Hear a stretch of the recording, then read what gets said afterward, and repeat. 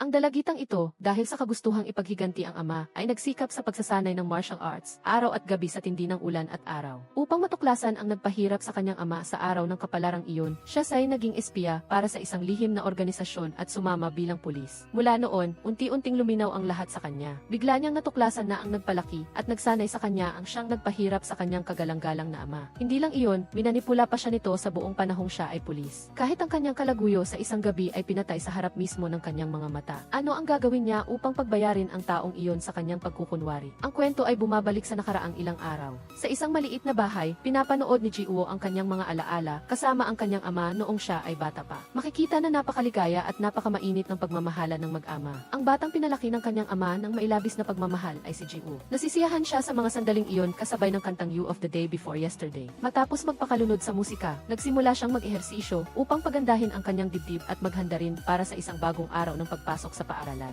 Pagkalabas niya sa gate at nakahakbang ng ilang beses, biglang may isang tricycle na sumunod sa kanya. Tumalo ng driver sa likod ng sasakyan at pilit na kumuha ng impormasyon tungkol sa kanyang amang tumakas. Nagalit siya dahil sinundan siya nito sa daan ng isang buong buwan. Walang iba ang lalaking ito, kundi ang tiwaling pulis na inutusan ng kanyang superior na bantayan siya. Dahil sa isang nabigong operasyon, ang kanyang ama, isang pinuno ng organisasyon, ay nagtatago sa ilalim ng tulay. Si Ji-woo ay kasalukuyang isang mahusay na estudyante sa ikatlong taon ng isang pangkaraniwang paaralan. Pagpasok niya sa silid-aralan, napansin niyang binaboy ng iba ang kanyang minamahal na upuan. Mukhang sanay na siya sa mga ganitong eksena simula nang umalis ang kanyang ama upang ipagtanggol ang bayan. Sa loob ng klase, palagi siyang iniiwasan at ihiwalay ng kanyang mga kaklase. Ayaw siyang makasama. Sa oras ng physical education, ang ibang mga mag-aaral ay may kanya-kanyang kalaro samantalang si Ji-woo ay nag-iisa at naglalaro ng badminton. Sa malayo, may isang grupo ng mga walang utang na loob na guro ang nag-uusap tungkol kay Ji-woo. Matapos magpulong, ipinabatid nila sa kanya ang tungkol sa paglipat mula sa eskwelahan na ito na puno ng mga masasamang tao. Ayaw nila na ang isang mabait na estudyante na anak ng isang drug lord na naninirahan sa ilalim ng tulay ay mag-aral sa paaralang ito. Tinitingnan nila ang dalaga na parabang siya ang nagdala ng kasalanan sa paaralan. Nitong mga nakaraang araw, lalo siyang inaasar ng labis-labis ng kanyang mga kaklase at ito ay lumampas na sa kanyang limitasyon. Pagbalik niya sa kanyang upuan, may isang supot ng tinapay na nakalagay na sa kanyang mesa. Dahil sa matinding galit, agad itong ibinato ni Ji-woo ng diretso sa mukha ng babaeng bilog ang mukha na nakatayo sa harap niya. Labis na nagalit ang chubby girl nang batuhin siya sa mukha at agad na gumanti. Agad na sumugod ang grupo ni chubby girl upang atakihin si Ji-woo, ngunit sa isang iglap, lahat sila ay binugbog ng husto ni Ji-woo. Galit na galit si chubby girl matapos mabugbog kaya't naglabas siya ng 20 sentimetro na kutsilyo upang saksakin si Ji-woo. Dahil sa kanyang pambihirang kasanayan, nakaiwas si Ji-woo at sinuntok si chubby girl ng walang mintis. Ang mga bata kanina na ubod ng tapang, ngayon ay nakasiksik na sa sulok at hindi makapagsalita. Sa kanyang maalamat na forma, itinapon agad ni Ji-woo ang kanyang name tag sa mukha ng masamang guro at sinabing, hindi mo na kailangang palayasin, aalis na ako. Sawang-sawa na ako sa bigas at gusto ko nang kumain ng instant noodles. Sa matinding galit, sinipa niya at binasag ang salamin ng kotse ng pulis na sumusunod sa kanya mula pa kaninang umaga. Agad niyang itinapon ang kanyang magandang backpack sa pulis at sinabihan silang iwi na ito para sa kanya bago siya tumakbo ng mabilis. Ang dalawang hangal na pulis ay hindi nakaabot sa 17 taong gulang na babae. Pagkatapos ng lahat ng pressure mula sa paaralan at buhay, tahimik siyang pumunta sa Ilog Hong at nag-isip habang tinitingnan ang larawan ng kanyang ama.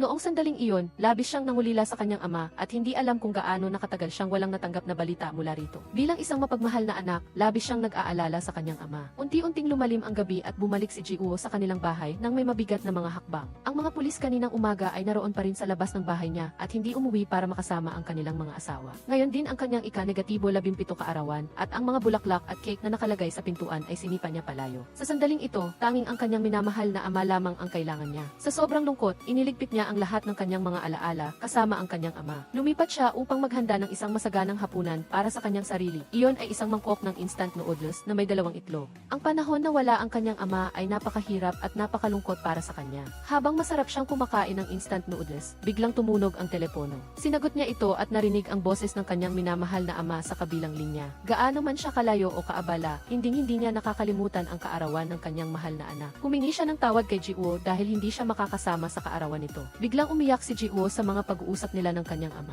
Habang tinatanong ng ama ang tungkol sa kalusugan at kasalukuyang sitwasyon niya, malamig pa rin niyang sinumbatan ito dahil sa pag-iwan sa kanya. Nagsisisi siya sa kanyang mga ginawa, ngunit hindi niya alam kung paano siya aaliwin. Naglakas loob lamang siyang sabihin kay Ji-woo na maghintay pa sandali upang maayos niya ang kanyang trabaho. Matapos marinig ang paliwanag ng kanyang ama, galit siyang nagsalita na itinuturing niya itong patay na at ayaw na niyang makita pa ito kahit isang minuto man lang. Bumalik siya sa kotse at binuksan ang kanyang telepono upang manood ng military parade para sa ika-50 anibersaryo ng pagpapalaya ng timog at pag-iisa ng bansa. Bigla siyang pinayuhan ng driver na huwag gumamit ng telepono dahil madali silang matutuntun. Dahil sa pagmamahal sa kanyang anak, nagpasya siyang umuwi upang dalawin ito at upang tingnan kung may pulis bang nagmamanman. Google search queries City Grade 46 Tagalog translation of ends the identity hinyang escho and tiat seti aski identity no. Si Steve Deo ang gitrunks exam into TAB speed that sense Teflon. And it hide makut nethmocho kondigid who redden set tiray avon. And gis set tidat laon dens si isa tirate karat dens gif ends they the kasi kati pisef trong by kondiudukat nan. Iti tik fisni and set Deo kudsans de 20 cm tirate ti fixakin. They si behi tidens dead and is DTC sefi kon trong konra kakali. Diu bisik ends ni writing ends Olympiad Si Tigre 46, minatyagan niya ang pifol ng pinto at nakita niya na nakabalik na ang kanyang minamahal na ama. Dali-dali siyang nag-unlock ng pinto para salubungin ang kanyang ama, ngunit hindi niya ito mabuksan dahil nakalock ito mula sa labas ng kanyang ama. Biglang may narinig na putok ng baril at unti-unting bumagsak ang kanyang kagalang-galang na ama sa harap ng kanyang mga mata. Sa huling sandali ng kanyang buhay, ginamit niya ang lahat ng kanyang lakas upang harangan ang pinto at nagmakaawa sa lalaking nakaitim na huwag saktan ang kanyang anak. Biglang may pangalawang putok ng baril ang narinig at umalis ang lalaking nakaitim. Sa kanyang huling hininga, nagmakaawa siya sa kanyang anak na huwag lumabas, humingi siya ng tawad sa lahat ng kanyang nagawa. Kung mayroon pang susunod na buhay, nais niyang maging isang mabuting ama upang hindi na makaranas ng ganitong problema ang kanyang anak. Iyon din ang huling salitang sinabi niya sa kanyang mahal na anak. Ginamit ni Ji-woo ang lahat ng kanyang lakas upang itulak ang pinto, itinapon ang kutsilyo, at niyakap ng mahigpit ang kanyang minamahal na ama. Mahigpit niyang niyakap ang katawan ng ama at umiyak ng walang pag-asa. Ngayon ay isang araw na hindi malilimutan para sa dalagitang kakapasalang ng ika-18 taong gulang. Sa libing, hindi mapigilan ni Ji-woo ang pag-iyak nang makita ang litrato ng kanyang ama na maayos na nakalagay sa altar. Ang matalik na kaibigan ng ama ni Ji-woo na si Mujin, ang boss ng Gangnam, ay dumating din upang ihatid sa huling hantungan ang kanyang kaibigan. Sa labis na kalungkutan, nilapitan niya ito at tinanong kung anong trabaho ang inutos niya sa kanyang ama at kung sino ang utak sa pagpaslang sa kanyang ama. Walang gaanong sinabi ang kaibigan ng kanyang ama kundi, mayroon kang isang napakagaling na ama, dapat ay ipagmalaki mo siya. Sa punerarya, huling tiningnan ni Ji-woo ang katawan ng kanyang ama bago ito dinala para sa cremation. Ang katawan nito ay puno ng mga battle scars at may malaking tatoo ng isang misteryosong organisasyon. Nang planuhin nilang tapusin ang kanilang trabaho at manirahan sa bundok para sa isang makabuluhang buhay, ang buhay ay hindi naging tulad ng kanilang inaasahan at bago pa matupad ang kanilang hiling, pumanaw na ang kanyang minamahal na ama. Dahil sa matinding pagkawala at sakit, mag-isa si Ji-woo na pumunta sa police station at nagdulot ng gulo dahil sa kanilang kapabayaan sa pag-imbestiga sa hindi pangkaraniwang pagkawala ng kanyang ama. Dahil walang naiwang ebidensya ang masamang tao, walang paraan ang pulisya upang imbestigahan ang kaso. Kahit mag-imbestiga pa sila, wala rin itong patutunguhan. Biglang natuklasan ni Ji-woo na ang kanyang minamahal na ama ay pinaghahanap na sa loob ng 3 buwan. Isang napakamasamang kahihinatnan para sa kanyang ama. Kasabay nito, mayroong mga taong gumagawa ng gulo sa istasyon. Mabilis niyang dinala ang lahat ng mga file na may kaugnayan sa kanyang ama kay Mujin. Nagdala siya ng isang larawan na kinuha mula sa surveillance camera sa lugar na kanilang tinitirhan. Umaasa siyang mahahanap niya ang salarin upang makapaghiganti siya mismo. Naglagay si Mujin ng isang dagger sa kamay ni Ji-woo at sabay tanong kung alam ba niya kung paano patayin ang isang tao ng mabilis. Ituring mo akong salarin at saksakin ako ng mabilis, ngunit syempre, hindi niya ito nagawa. Bigla siyang sinampal ng malakas ni Tio Mujin at binalaan siya na ang pagpatay ng tao ay hindi madali.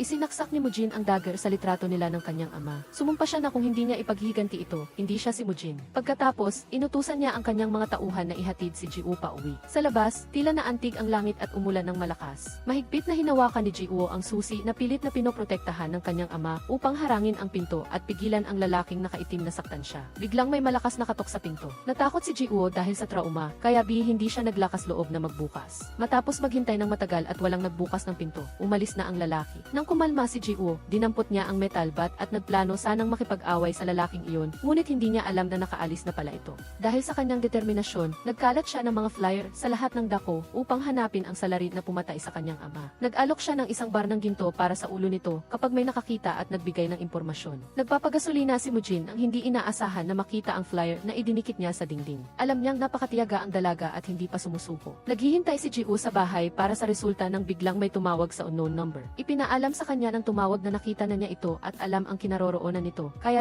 maghanda siya ng pera at pumunta sa tagpuan sa takdang oras. Naghanda si Ji-woo ng gamit na panangga at dinala ang nakahandang pera. Nagsuot siya ng itim na damit, tila isang ninja, at pumunta sa meeting place. Iyon ay isang makipot na eskinita na kakaunti ang dumadaan. Tatlong lalaki ang kumuha ng kanyang pera at nagtangkang gahasain siya doon mismo. Paanong lalaban ang isang maliit at magandang babae na tulad niya sa tatlong malalaking lalaking ito? Tinali nila siya at ikinulong sa trunk ng kotse. Plano nilang dalhin siya sa batuhan sa Ilog Hong para doon siya pagsamantalahan. Biglang may nangyaring banggaan ng sasakyan malapit doon. Sinikap niyang putulin ang tali upang makatakas at narinig ang ingay ng away sa labas. Pagkaputol ng tali, bumukas din ang trunk ng kotse. Agad na inatake ni Ji-woo ang kalaban. Sino ang mag-aakala na si Mujin pala iyon? Sinalag niya ang atake ni Ji-woo at tinulungan siyang makalabas. Ang tatlong goons ay natalo ni Mujin nang wala pang isang saglit. Nagtungo silang dalawa sa daungan upang mag-usap. Pinayuhan niya si Ji-woo na sumuko na dahil napakadelikado ng bagay na iyon at maaari siyang mapunta sa gulo anumang oras. Ngunit hindi nakinig si Ji-woo. Gusto niyang malaman ang katotohanan.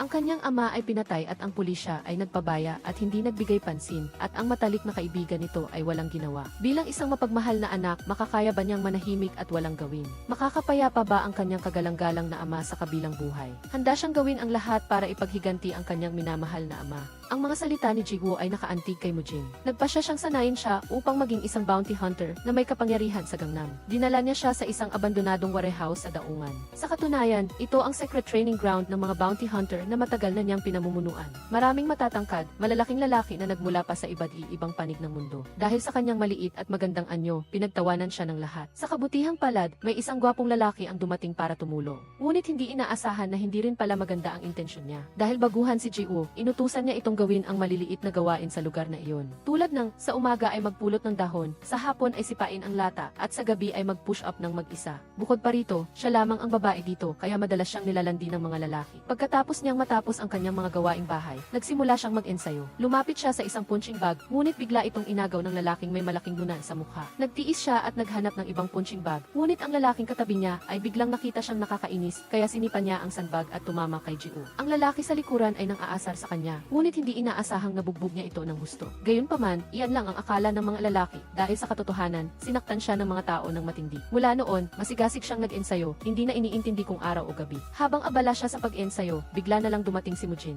Hindi nagpaligoy-ligoy si Mujin at sinabing ang kailangan niyang gawin ay patayin ang isang tao at hindi makipag-away. Kailangang mabilis at decisive at hindi lang basta hahaplusin ang pisngi ng kalaban. Kaya, kapag umaatake, kailangang puntiryahin ang mahihinang punto tulad ng temple ng kaaway. Sumunod ay ang philtrum at chin, pagkatapos ay ang groin, kailangang mabilis at decisive. Si Mujin mismo ang naging kalaban ni Ji-woo sa training ground. Nabagsak siya ngunit mabilis na bumangon. Mabilis niyang natutunan ang mga aral na iyon. Pagbalik sa hotel, nakatingin si Mujin sa footage ng kamera. Masipag pa ring nag-ensayo si Ji-woo, gabi man o araw. Ipinikit niya ang kanyang mga mata at nag-ensayo na parabang nakikipaglaban siya sa salarin. Dahil sa kanyang pagsisikap at likas na kakayahan, hindi magtatagal at magiging isang tunay na mandirigma siya. Lumipas ang panahon at isang araw, nag-organisa si Mujin ng isang battle royale upang subukan ang kakayahan sa pakikipaglaban at survival skills ng kanyang mga tauhan. Ang grupo ay ikinulong sa isang steel cage at pinag-away. Ang mananalo ay tatanggap ng 1 milyong won at 1 linggong bakasyon. Nagsimula ang magulong labanan at napakahusay makipag-away ni Gangjai, na tila sigurado na ang panalo. Ngunit hindi, mariing itinulak ni Ji-woo ang lalaking walang malay palayo sa kanyang sarili. Nag-umpisa silang dalawa na maglaban habang naghihiyawan ang lahat ng tao. Ano ang magiging resulta? Sino ang mananalo?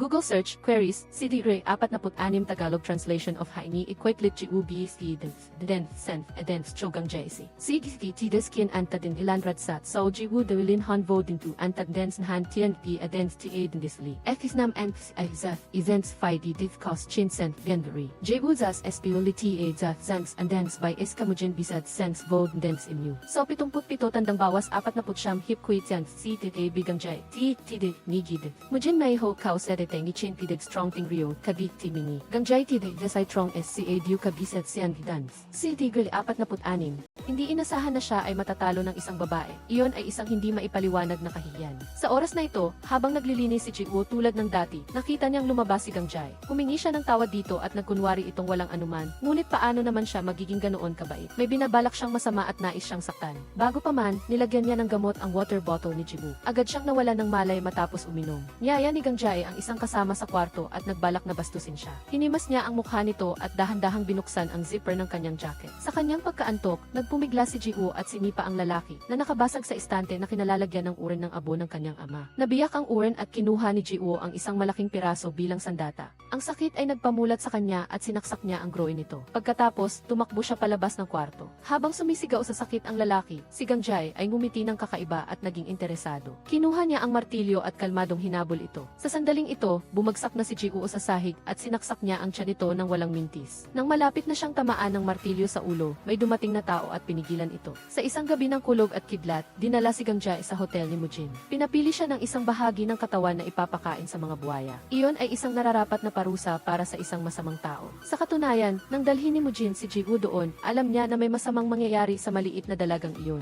Ngunit hindi inakala ni Mujin na ito ang pinakamamahal niya. Nagmakaawa siya sa kanya ng walang pag-asa. Isang mahabang hiwa ang tumawid sa mukha ni Gangjay na nagpatulo ng dugo. Kasabay nito ang matinding sigaw ni Gangjay. Niyakap niya ang kanyang mukha at lalong kinamuhian si Ji-woo. Sa training ground, masakit na inilipat ni Ji-woo ang abo ng kanyang ama sa ibang lalagyan. Siya ay isang matatag na babae, ngunit hindi pa rin siya nakakabawi sa pagkabigla dahil ito ang kanyang unang pagkakataon na nakaranas ng ganoon. Umiyak si Ji-woo sa gabi, hinugasan ng luha ang lahat ng kanyang paghihirap. Matapos niyang bendahehan ang kanyang sugat, nakilala niya ang dating pinagkakatiwalaang tauhan ng kanyang ama. Pinayuhan siya nitong sumuko na, ngunit determinado pa rin siyang manatili. Hindi siya maaaring umurong dahil ito ang landas na kanyang pinili. Nang gabing iyon, dinala si Ji-woo sa isang maliit na bar kung saan naghihintay si Mujin. Sinabi niya na ito ang bar na madalas puntahan ng ama niya kasama siya. Uminom at nag-usap silang dalawa na parang magkaibigan. Ang taong pinagkakatiwalaan ni Mujin at itinuturing niyang pinakamalapit sa kanya ay wala na rin, kaya itinuturing na niya itong anak. Binigyan siya ni Mujin ng bagong pagkakakilanlan bilang si Hejin. Mula ngayon, siya ay mabubuhay at magtatrabaho sa ilalim ng pangalang ito. Inihayag niya sa buong grupo na si Gangjay ang nagpatay kay Ji-woo at inalis na sa banda. Naglabas si Mujin ng baril at ito ang baril na ginamit upang patayin ang ama ni Ji-woo.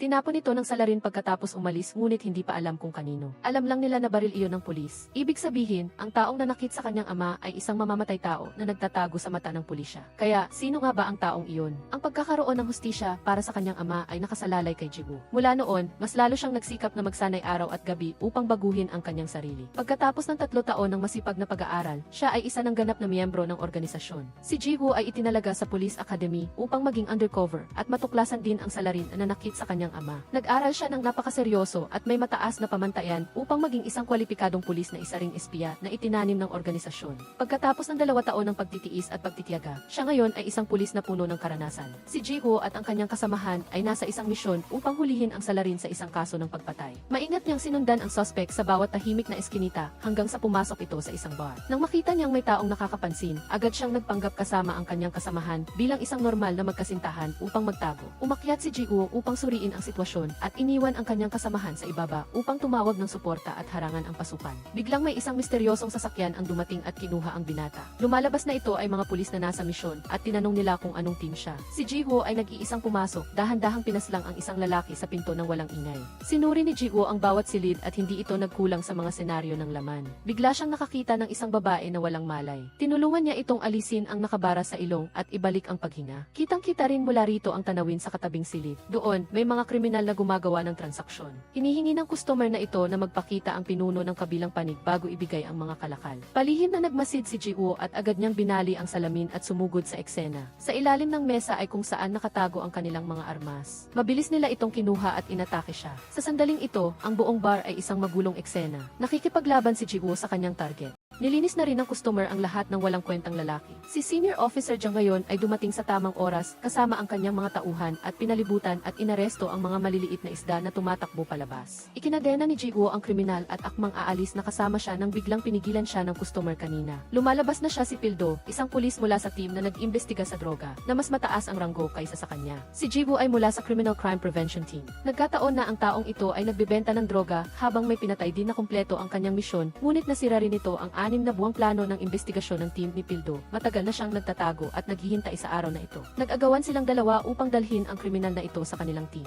Sakaling may tawag ay inabot ng kasamahan ang telepono at ang boss niya ang tumawag. Gusto niyang iwanan na muna ito para sa tinatawag na Drug Investigation Team bago dapin. Kapag tapos na ang kanilang investigasyon ay ililipat ito sa crime unit pagkatapos. Galit na inutusan ni Pildo na huwag na siyang magpakita pa sa harap niya. Pagkatapos ay parehong umalis na may matinding galit. Samantala sa isang construction site, ang gang ni Mujin ay may inaasikaso na iba pang grupo grupo. Kalmadong lumapit si Mujin sa target sa kabila ng matinding labanan sa paligid. Lumuhod ang lalaki na ito upang magmakaawa kay Mujin na patawarin siya. Dahil sa 1-0 taong pinagsamahan sa pagtatrabaho, kalmadong umupo si Mujin sa harap niya at dahan-dahang itinali ang maluwag niyang kurbata. Pinakakinaiinisan niya ang pagtataksil at ang nagtaksil ay tiyak na mapupunta sa dambana upang tingnan ang kaluluwang umaakyat. Kinalagkad siya sa isang kotse at ang gas na nakakakiliti ay nagbuga. Ang kotse ay patuloy na umuuga at naghatid sa matandang lalaki sa kabilang buhay. Kinabukasan, pumasok sa trabaho si Jiwoo gaya ng dati. Iniwan niya ang teleponong ginagamit niya para makipag-ugnayan sa organisasyon sa kotse at pagkatapos ay ikinandado ito ng maingat. Sa istasyon ng pulis, nakilala ni Jiwoo ang pinuno ng Drug Enforcement Team. Siya rin ang lalaking kumatok sa kanilang bahay noon. Sa sandaling ito, nabubuhay siya sa katauhan ni Haejin, isang perpektong peking background na may mga magulang.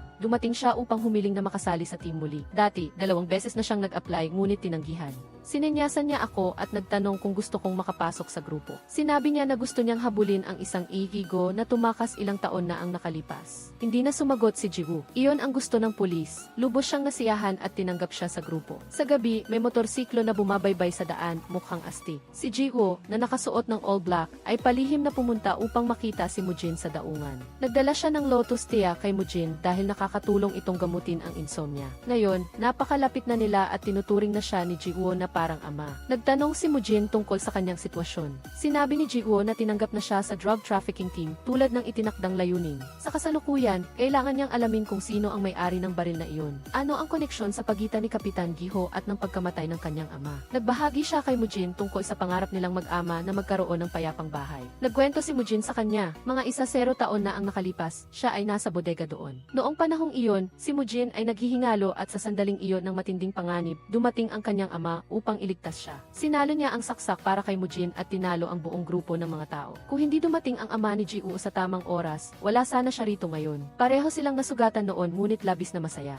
Iyon din ang pinagmulan ng commemorative photo sa mesa ni Mujin. Ang ama ni Jiwoo ay hindi lamang isang kapatid, kundi isa ring tagapagligtas ng buhay niya. Binigyan siya ni Mujin ng kutsilyo at ito ang ginamit niya noon. Gusto niyang gamitin ni Jiwoo ang kutsilyong ito para maghiganti at sinabi kay Jiwoo na magtiwala sa kanya. Poprotektahan siya ng organisasyon kahit anong mangyari. Si Jiwoo ay kasalukuyang nasa isang bagong bahay na ibinigay ng organisasyon. Ang baril na iyon ay pinananatiling ligtas at sa itaas nito ay ang uring ng abo ng kanyang ama. Sa interrogation room, ang target ni Pildo ay hindi ang lalaking ito, kundi ang amo sa likod niya. Ngunit siya ay isang tapat na tao na ayaw magsalita. Dahil sa takot, inamin niya ang ibang bagay at ito ay tungkol sa isang candy na ipinapakalat kamakailan. May kaugnayan ito sa isang lalaking nagngangalang Mango. Nagmadali si Pildo na maghanap ng tao na makakahanap kay Mango. Natuklasan niya na si Jiwoo ay bagong lipat dito at naging bagong kasosyo sa Drug Enforcement Team. Pagkatapos ng huling investigasyon, galit na galit si Pildo sa kanya at agad na tumutol sa pakikipagtulungan sa kanya. Bukod pa rito, siya ay isang babae, kaya di magtatagal ba siya ng 1 buwan at sa huli ay kailangan niyang tanggapin ito. Sinabi ng kapitan kay Pildo na agad na asikasuhin ang kaso ng droga at arestuhin si Mango. Paparating na ang barko at wala ng oras. Samantala, si Jiwoo ay nagtatangkang mag-login sa system ngunit hindi magawa. Iba rito kaysa sa dating departamento niya, galit pa rin ang mga kasamahan dahil sa pagkasira ng undercover plan ng team. Humingi siya ng tawad sa kanila at magkasamang nagtrabaho sa ilalim ng pamumuno ni Pildo. Sa sandaling ito, ang kapitan na lang ang naiwan at tinitingnan niya ang balita tungkol sa traidor na si Mujin. Namatay ang biktima na may suicide note sa tabi ng katawan. Tumawag siya sa isang tao at nagulat na aksyon na si Mujin. Sa hotel ni Mujin, dumating ang kanyang tauhan upang magulat tungkol sa isang bagong transaksyon. Ito ay isang malaking transaksyon, ngunit napaka-risky kung kailangan nilang mag-ipon ng malaking halaga. Napansin niya ang tasa ng chrysanthemum tea na iniinom ni Mujin at ito ay regalo ni Jiwoo. Hindi pa siya gumamit ng ganoong bagay dati.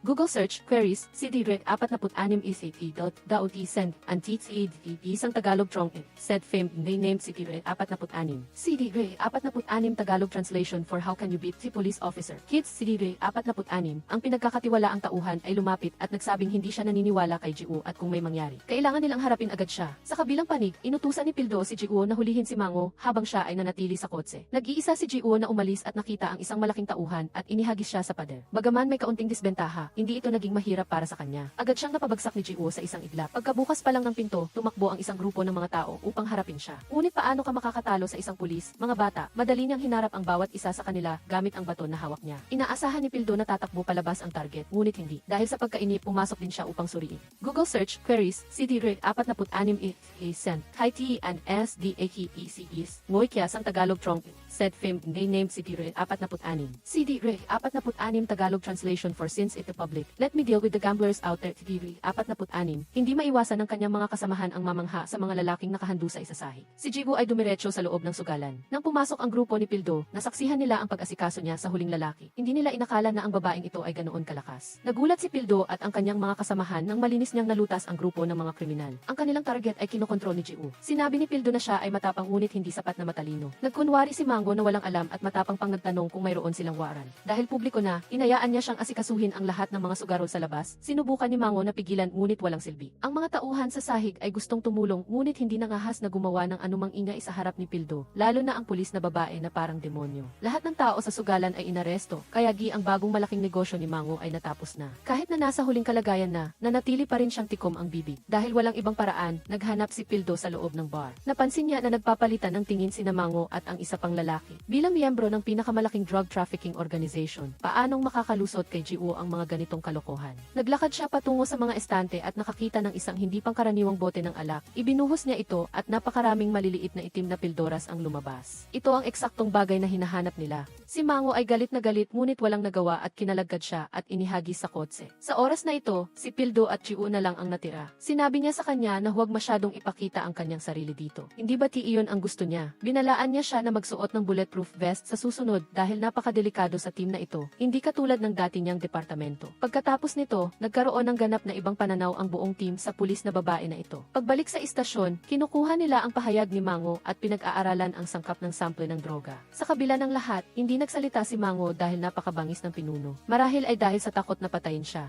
Sa isang bar, may isang lalaki na nakasuot ng jacket na may pakpak na disenyo sa likod ang nagpapakilala ng isang bagong uri ng droga. Ito ang bagong droga na ginawa kamakailan. Ganap itong natutunaw sa tubig at walang iniiwan na bakas. Ito ay isang uri na may kakayahang makipagkumpetensya sa panig ng gang ni Mujin. Inihayag ng lalaking ito na tapos na ang panahon ng droga na may kasamang gatas. Siya ay may bata pang mukha na may mahaba, nakausling peklat sa kanyang mukha. Walang iba kundi si Gangjay, na tinalo ni Jiwoo at pinalayas. Si Jiwoo ay kasalukuyang nag-ulat ng sitwasyon kay Mujin tungkol sa pag-aresto kay Mango at ang paglitaw ng bagong uri ng droga. Iniimbestigahan niya ang mga sangkap pati na rin ang pinagmulan nito. Sa istasyon ng pulisya, nagparehistro ng account ang kanyang kasamahan para sa kanya at maaari nang ma-access ni Jiwoo ang mga lihim na mapagkukunan ng impormasyon ng team. Hinanap niya ang file tungkol sa pagkamatay ng kanyang ama maraming taon na ang nakalipas. Ang file ay naglalaman ng footage ng kikilis ng salarin na nakasuot ng itim at may takip ang mukha. Naitala rin sa file na bago mamatay ang kanyang ama, kasama niya ang kanyang pinagkakatiwalaang tauhan, si Taiju. Ang mga basyo ng bala na natagpuan ay mula sa baril ng pulisya. Lahat ay tumutugma sa kwento ni Mujin. Noong araw na iyon, may dalawang pulis na nagtatrabaho sa labas at hinahabol nila ang isang gang na gumagawa ng droga. Ang kanyang mabait na kasamahan na nag-aalok sa kanya ng kape ay pumutol sa kanyang pag-iisip.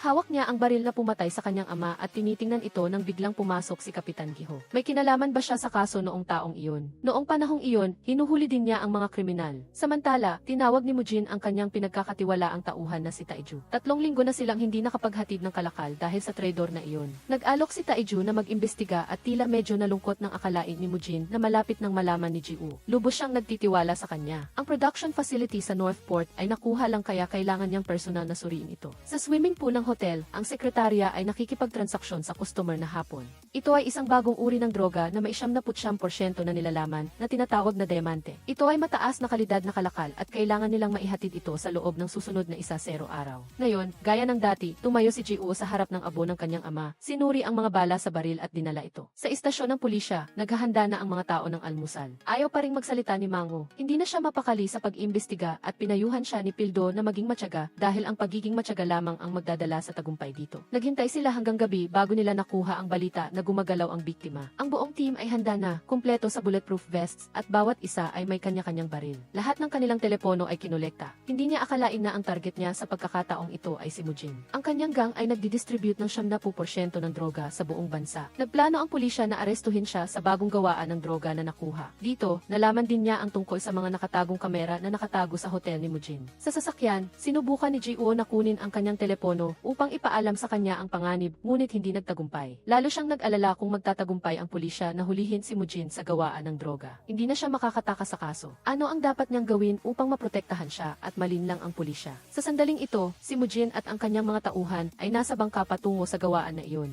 Ang pulisya ay nasa isa pang bangka at lahat ay handa na para sa aksyon. Palihim nilang inasikaso ang bawat tauhan na nagbabantay sa labas ng walang ingay. Hindi nila nakalimutan na i-record ang buong proseso ng pag-aresto bilang ebidensya. Maingat silang pumasok sa loob ng bapor at mabilis na kinontrol ang mga tao sa harap. Gayunpaman, sila ay mga normal na tripulante lamang at wala silang alam. Sa kabilang panig, kumilos sina Pildo at Ji-woo nang magkasama. Madali nilang inasikaso ang dalawang tauhan. Napansin ni Ji-woo na si Mujin ay nasa ibaba at sinisiyasat ang gawaan. Kailangan niyang bigyan siya ng babala kaagad, ngunit paano? Si Pildo ay nasa malapit lamang at mabilis ding dumating ang iba pang mga pulis. Sa isang pagkakamali, maaaring mabunyag ang kanyang pagkakakilanlan bilang espiya at masisira ang buong plano ng paghiganti. Biglang inatake si Pildo ng dalawang lalaki at nabasag ang screen ng kamera. Kinumpirma na ni Mujin na kumpleto ang mga kalakal at maaari nang ihatid anumang oras. Nang mapansin si Pildo na paparating, mabilis na nagtago si Ji-woo sa likod ng kurtina. Agad siyang nagtutok ng baril sa target at inakusahan si Mujin ng iligal na paggawa ng droga. Gayunpaman, basag ang kamera at hindi makita ng malinaw ang harapan, lalo na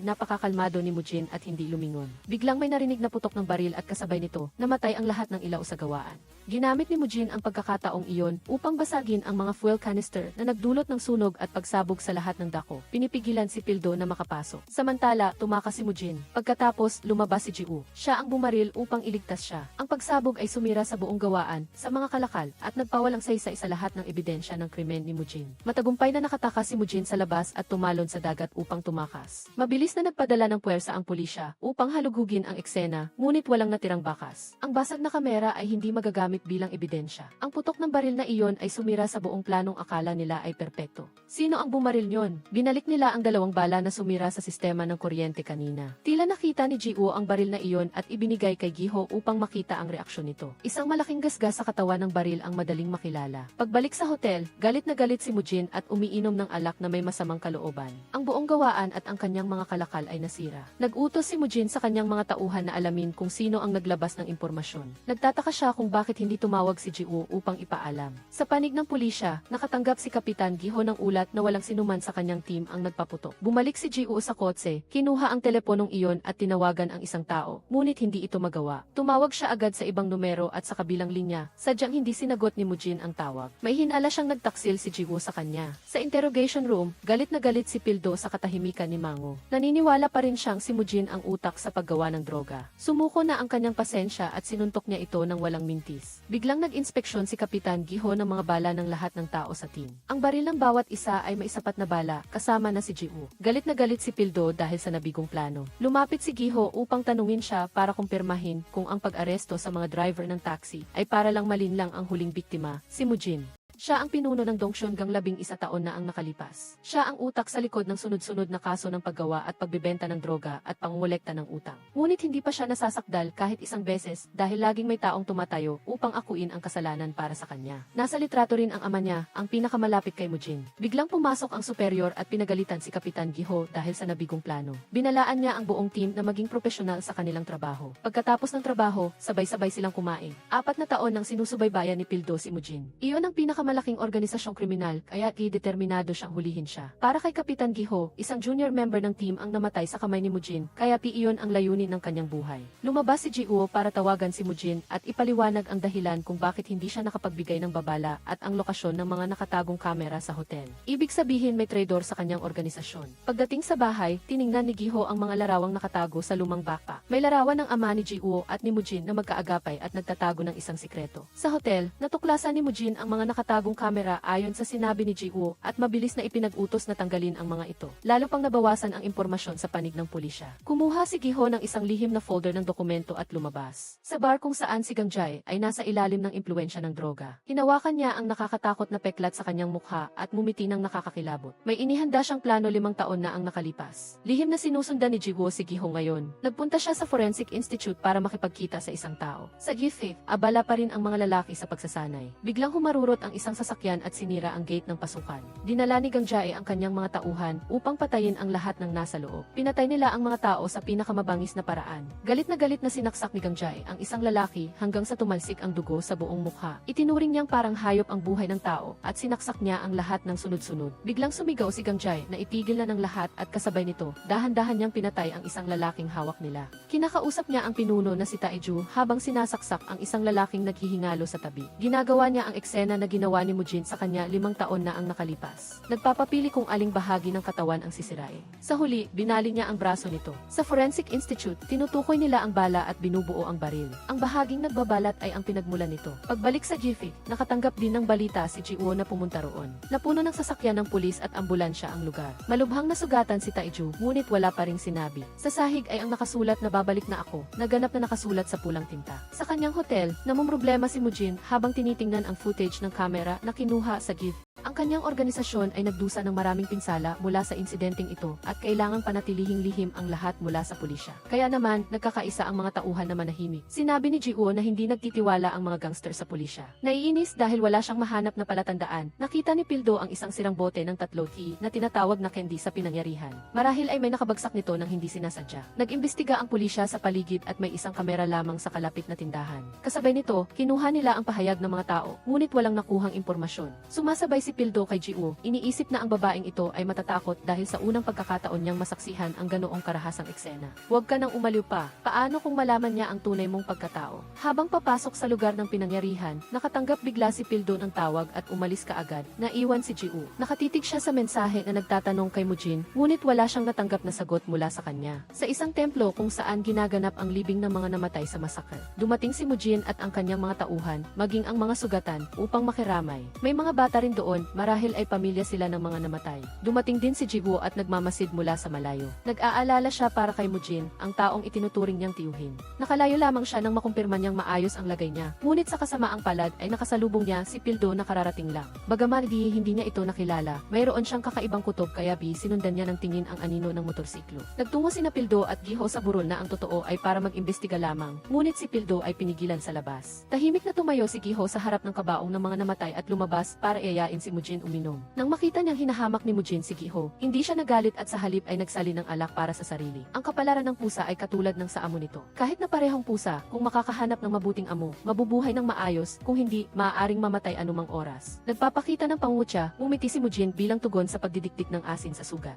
Si Giho ay isang walang kakayahan, kung sumali siya sa mundo ng mga gangster, matagal na siyang namatay. Ang mesang ito ng alak ay singaw ng pulbura. Ang dalawang tao ay nagpapalitan ng mga salita, habang nagpapalitan ng tingin na animo lay gustong manira ng kalaban. Sa huli, hinamon ni Mujin, kahit anong gawin mo, hindi mo ako mahuhuli. Samantala, sa labas, masayang nambibiro si Pildo sa mga sugatang binata. Nagbigay pa nga siya ng calling card sa kanila para madaling makipag-ugnayan. Sa isang arena, 3 matatangkad at maskuladong lalaki ang nag-aaway. Sa ibaba, nag-iingay ang mga manonood. Si Gangjay at ang kanyang nakatatandang kasamahan ay umiinom ng alak. Nagrereklamo siya na hindi niya mahanap si Ji-woo. Hindi pa rin alam ni Gangjay na nahuli na si Mango at nagtataka siya kung bakit hindi ito nagbebenta ng tinapay. Tapos na rin ang laban sa itaas at tuwang-tuwa si Gangjay na sumigaw sa lalaki na bilisan ang pagpatay sa natalo. Kasabay nito, inihagis niya ang bigkis ng pera at tumawa ng may sakit. Gustong-gusto niya ang larong ito at tanging ang dugo ang nagpapasaya sa kanya. Sa oras na ito, nalaman ni Ji-woo ang tungkol sa kahilingan ni Giho para sa pagsusuri ng baril sa pamamagitan ng sistema ng seguridad ng istasyon ng pulisya. Kapabalik lang ni Giho at Pildo mula sa libing. Pareho silang nalulumbay dahil wala silang nakuhang palatandaan nang may dumating at nagpakita ng larawan ni Gangjay. Puno ng dugo ang kanyang mukha pagkatapos ng laban. Nakuha ito ng pulisya sa black box ng isang delivery truck. Nakita agad ni Ji-woo ang kalaban niya noon. Ang pulisya ay may impormasyon na naglaho siya pagkatapos ng isang paglilinis sa Jiffy 5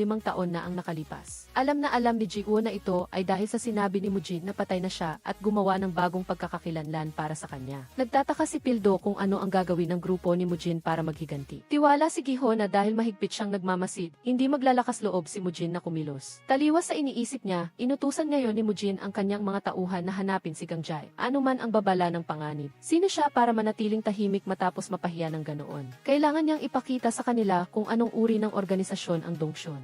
Sa panig ng pulisya, iniutos ng pinuno na si Giho na pakawalan si Mango upang gawing pain. Gayunpaman, iminungkahi ni Ji-woo na kapag nagbanggaan ang dalawang malaking gang, maraming tao ang mamamatay. Ngunit tila hindi ito pinansin ni Giho. Sa tingin niya ay dapat mamatay ang lahat ng mga iyon. Nagulat si Ji-woo at sinabing buhay pa rin ang buhay ng mga gangster. Pagkatapos ay agad siyang nagulat kay Mujin. Tiningnan ni Mujin ang mensahe at tumawa ng malakas pagkatapos pagkatapos ay nagbago ang kanyang ekspresyon sa pagiging masama. Ang taong ito ay talagang mahirap hulaan, walang nakakaalam kung ano ang iniisip niya. Kinabukasan, dumating ang malapit na tauhan upang magulat na natipon na ang mga gang at handa na silang kumilos. Nagdesisyon siyang buwagin ang lahat at pinili niyang magtiwala kay Ji-woo. Sa kasino ni Mango, pinalaya siya sa ilalim ng lihim na pagbabantay. Sa himpilan ng pulisya, nagulat si Gi-ho dahil wala siyang nakuhang anumang balita mula kay Mujin at sa kanyang mga tauhan. Gayunpaman, masaya rin siya dahil sigurado siyang nagkakagulo ang panloob na grupo at may isang babalik sa panig ng pulisya. Naghahanda siyang makipagkita dito at isasama si Pildo. May traidor sa organisasyon. Ano ang gagawin ni Ji-woo? Ipinagbigay alam ni Mujin sa mga kliyente na maghintay dahil nasira ang workshop at hindi makakapaghanda ng mga kalakal ng maaga. Kailangan nilang bumili mula sa ikatlong partido upang tapusin ang transaksyon. Tamang-tama, nagbebenta si Gangjay ng bagong uri ng gamot. Sa sandaling mahuli siya, ang gamot ay mapupunta kay Mujin.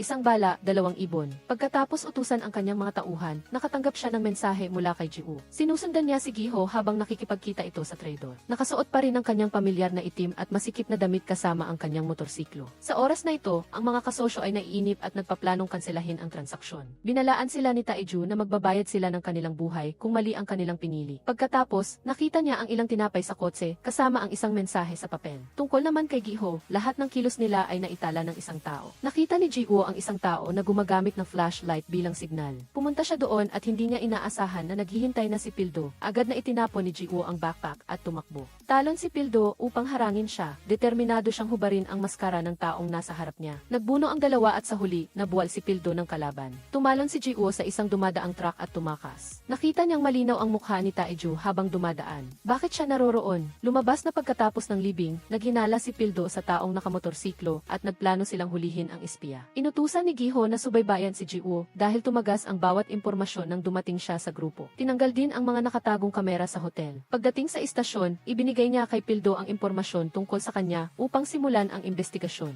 Nagbalik si Ji-woo at iniulat ang lahat kay Mujin at hindi pinalampas ang detalye na naroon si Taeju sa pinangyarihan. Kasabay nito, dumating na rin siya. Siya ba ang traidor? Sa totoo lang, para maghiganti, ipinadala ni Gi-ho sa kanya ang liham na iyon. Kahit na pumunta siya sa pinangyarihan sa pamamagitan ng paggamit ng Gangjay bilang pain at naging sanhi upang magkagulo ang panloob na grupo ni Mujin. Kinabukasan, dinala ni Ji-woo ang ulat sa pagsusuri ng baril kay Gi-ho at tinanong siya tungkol sa may-ari nito, si Du, isang pulis na dating nasa Red Team. Inihanda na niya ang kanyang kutsilyo. Naghihintay lang ng kumpirmasyon na siya iyon para ipaghiganti ang sarili. Sumagot si Gi-ho na ang pulis na iyon ay namatay pagkatapos ng isang buwang pagsubaybay kay Mujin. Itinanggi niya at tiniyak na hindi pinapatay ng organisasyon ang pulis. Sinabi niya na sapat na ang ginawa ni Gi-ho, kasama na ang panghihikayat, pagsisinungaling at pagtatangkang bitagin. Niloloko ba talaga siya ni Gi-ho? Samantala, si Mango ay iniinteroga ni Gangjay at ng kanyang mga kasamahan. Bagamat sinabi niyang kinumpiska na ng pulisya ang lahat ng tinapay, hindi siya pinaniwalaan ni Gangjay at nagsimula siyang manakot. Una, ibinato niya ang pusporo sa ulo at pagkatapos ay idiniin ang nagbabagang dulo ng sigarilyo sa kanya. Tinitingnan ni Ji-woo ang impormasyon tungkol sa pulis. Namatay siya pagkatapos matuklasan ang mahalagang impormasyon na may kaugnayan kay Mujin. Tinitingnan ng kasamahan ang ulat sa pagsusuri ng tinapay ni Mango at Gangjay. Natuklasan nilang gumagamit sila ng parehong uri ng tinapay na nagdudulot ng guni-guni.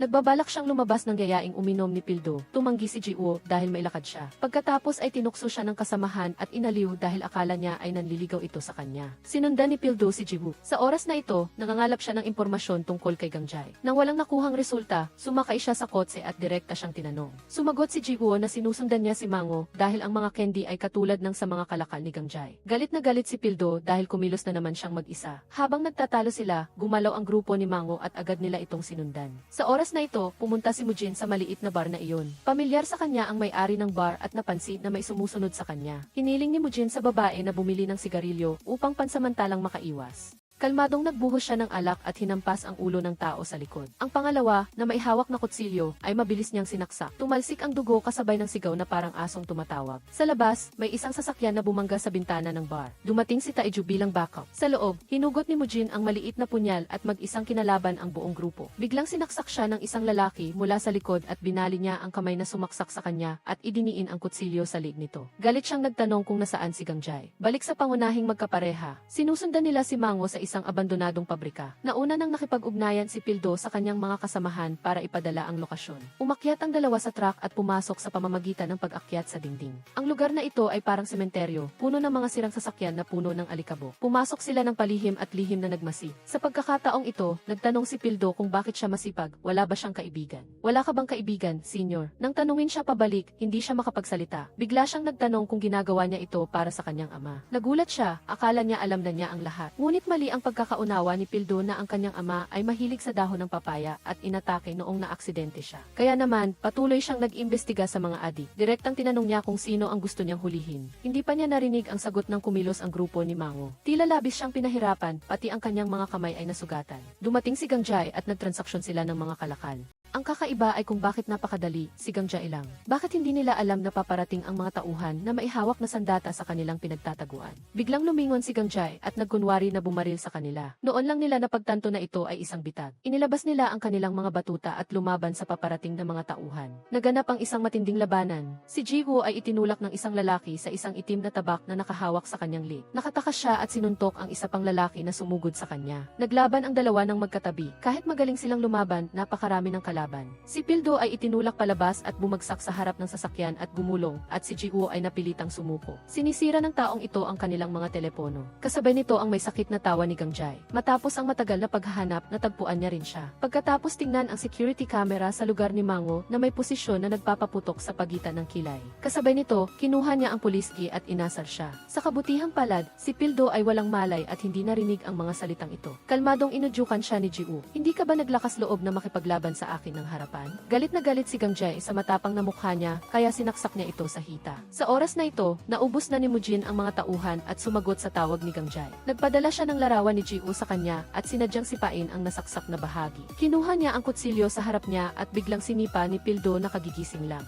Pagkatapos, binugbog siya ng mga tauhan. Hinalikan pa ng baliw na ito ang kanyang noo bago siya pahirapan. Ikinadena niya ang dalawa sa isang sasakyan at pinaandar ang panduro. Nagmamadali si Mujin patungo sa lugar at paparating na rin ang pulisya. Sa ganitong mapanganib na sitwasyon, ililigtas ba siya ni Mujin? Sina Jiwoo at Pildo ay nagpupumilit na makaligtas. Nadurog ang bubong ng sasakyan kaya madaling natanggal ni Jiwoo ang posas, ngunit hindi si Pildo. Sinubukan siyang tulungan ni Jiwoo, ngunit hindi niya kaya. Sinabi ni Pildo na tumakas na siya muna. Sa kritikal na sandali, isang sasakyan ang humarurot at bumangga sa panduro. Tumigil ito mismo sa ibabaw ni Pildo. Si Mujin iyon, hindi niya pinansin ang kanyang sugatan na katawan upang iligtas si Jiwoo. Tumunog ang sirena ng pulis at umalis siya pagkatapos niyang kumpirmahin na maayos siya. Biglang nag-short circuit ang pandurog at nagsimulang gumana muli. Nagsapalaran si Jiwoo na bunutin ang mga sumasabog na kawad at sumigaw upang tawagin siya. Pagdating ng pulisya, ligtas na si Pildo sa labas at nawalan ng malay si Jiwoo dahil sa pagod. Samantala, bumalik si Mujin sa hotel upang gamutin ang kanyang mga sugat. Nagtaka si Taiju kung bakit siya kumilos ng nag-iisa at mapanganib para lang iligtas si Jiwoo. Nagpaputok ang bata ng baril sa tren para iligtas siya kahit pamabunyag ang kanyang pagkatao. At ikaw, ano ang nagawa mo? Taiju, maaari ba kitang pagkatiwalaan?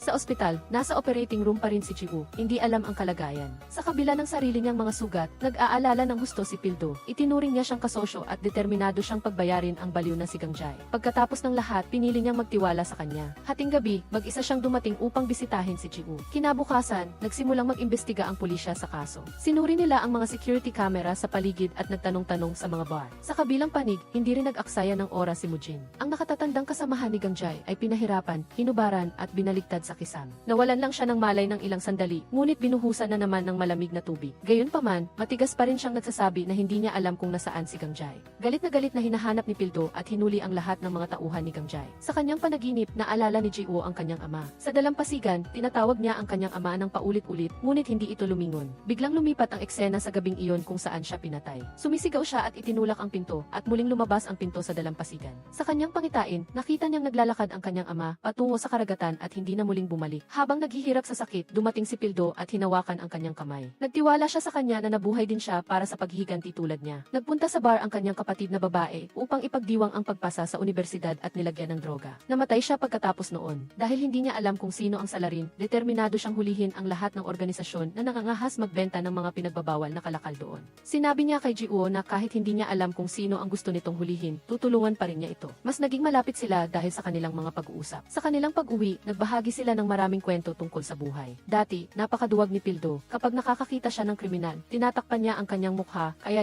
ang kanyang mga kamay ay puno ng mga sugat. Lahat ay may mahinang yugto upang maging matatag. Nakipagkita sila sa mga kasamahan sa isang seaside barbecue restaurant. Napakasaya ng lahat at binati siya sa paglabas sa ospital. Hindi na nag-iisa si Ji-woo tulad ng dati. Sa labas, kinuna ng litrato ni Tae-ju at ipinadala ang larawan kay Mujin. Sinabi ni Mujin sa kanyang mga tauhan na gusto niyang paalisin si Ji-woo at naghanda na siya ng mga tiket sa eroplano para sa kanya at sa kanyang pamilya. Siya ang kaisa-isang anak ng kanyang kaibigan. Inutusan niya siyang bilhan siya ng bahay malapit sa dagat. Ayaw na niyang mapanganib siya dahil sa organisasyon. Sa istasyon ng pulisya, nakatayo si Giho sa harap ng mga larawan ng pinangyarihan. Naroon pa rin ang sasakyan ni Mujin. Pagkatapos, inutusan niyang imbestigahan ng palihim ang kasaysayan ng tawag ni Ji-woo. Sa oras na ito, nakatanggap si Ji-woo ng tawag mula kay Mujin. Gusto niya siyang umalis ng bansa. Kung mahuhuli si Gang-jae, ilalantad niya ang pagkakakilanlan niya bilang espiya. Ngunit mariing tumanggi si Ji-woo, hindi niya mapapatawad ang taong nanakit sa kanyang ama. Kinabukasan, pumasok si Ji-woo sa trabaho at mas naging malapit na ang kanyang mga kasamahan. Biglang may pamilyar na boses na nagsalita.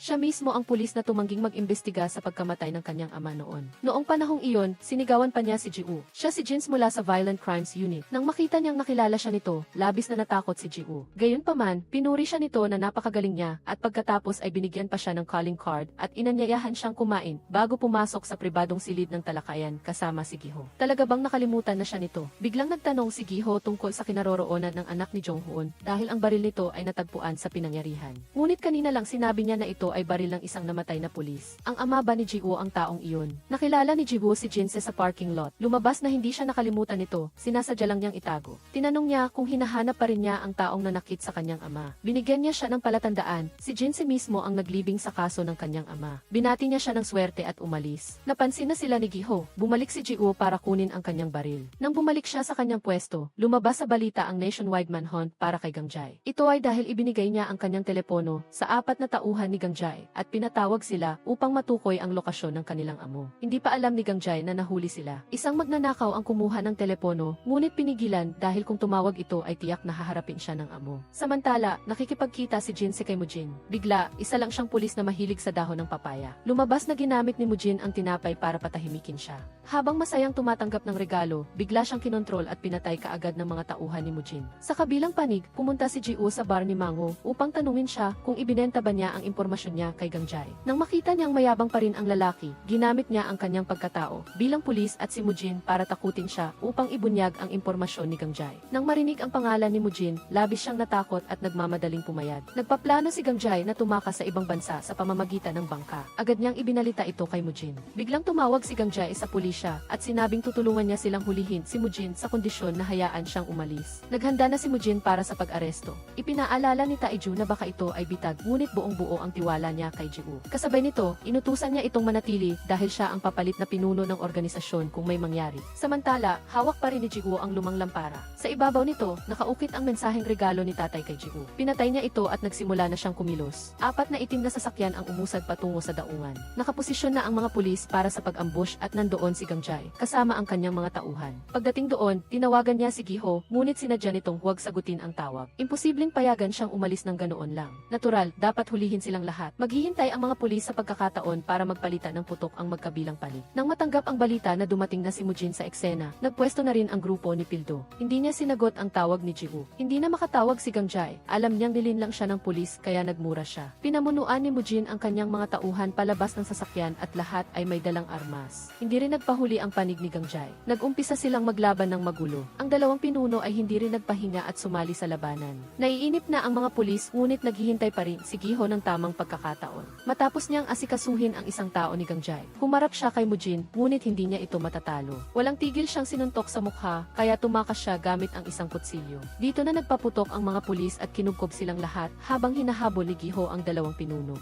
Si Pildo, pagkatapos niyang asikasuhin ang mga natitira, ay tumakbo rin papunta roon. Pagdating ni Ji-woo, narinig niya ang putukan at nakita ang habulan sa itaas, kaya mabilis siyang tumakbo. Biglang sumulpot si Gang-jae at sinaksak sa braso si Mujin. Bumunot din siya ng kutsilyo at lumaban. Mas mahaba ang kutsilyo ni Gang-jae, kaya nasugatan siya sa likod. Mabilis na nabaligtad ang sitwasyon. Nagpatuloy ang matinding labanan. Nakita na ni Pildo si Ji-woo na tumatakbo papalapit. Nag-asinta siya mula sa malayo, ngunit napakahirap kaya kailangan niyang lumapit pa. Sa sandaling ito, nawalan na ng kontrol sumigaw si Gangjay. Iwinawagayway niya ang kanyang kutsilyo ng biglaan at inalis ito ni Mujin. Mabilis na natapos ang labanan, nagmura si Gangjay at tumawa ng baliw. Bigla siyang bumunot ng balisong mula sa binti. Hindi nakapag-react si Mujin kaya sinaksak siya ng paulit-ulit at bumagsak. Nang akmang lalapitan siya ni Gangjay para patayin, biglang may putok na narinig. Binalaan siya ni Ji-woo habang papalapit at pinapalis si Mujin. Tinuya siya ni Gangjay na bobo at walang alam. Hinamon niya itong barilin siya. Sumigaw pa siya at nakiusap na barilin siya. Hindi lahat kayang pumatay ng tao. Barilin mo, tingnan ko. Sinabi ni Pildo mula sa malayo na ibaba ang baril, ngunit nagpatuloy sa pang-aasar si Gangjay. Kung mabubuhay siya, ibubunyag niya ang totoong pagkatao nito. Nagpatangay si Mujin at nakita siya ni Ji-woo. Biglang dumating si Taiju at inalis siya. Muling nakaligtaan ni Ji-woo ang kanyang biktima. Sa sandaling ito, ibinaba na ni Gangjay ang kutsilyo at nagkunwari na sumuko. Patuloy si Pildo na pinapaalalahanan si Ji-woo na maging kalmado. Gayunpaman, sa huli ay pinatay niya si Gangjay. Hindi pa niya natatapos sabihin ang tunay niyang pangalan ay namatay na siya. Siya ay natumba at nahulog sa ibaba. Ang sariwang dugo ay walang humpay na bumubulwak mula sa kanyang bibig. Ang mukha ni Ji-woo ay may mga mansarin ng maitim na pula. Si Mujin ay malubhang nasugatan. Nang dumating ang kotse sa isang tunel, biglang bumaba si Mujin at sinabihan si Taiju na umalis na kaagad. Sinubukan niyang umalis ng mag-isa sa gitna ng maraming sugat. Puti na ang kalsada ng niebe. Pumunta si Mujin sa isang malapit na templo. Nang matagpuan siya ng monghe, matagal na siyang nakahandusay sa puting niebe. Dito, ginamot si Mujin ng monghe. Sa kanyang pagkahibang, naisip niyang napapalibutan siya ng kanyang mga kaaway.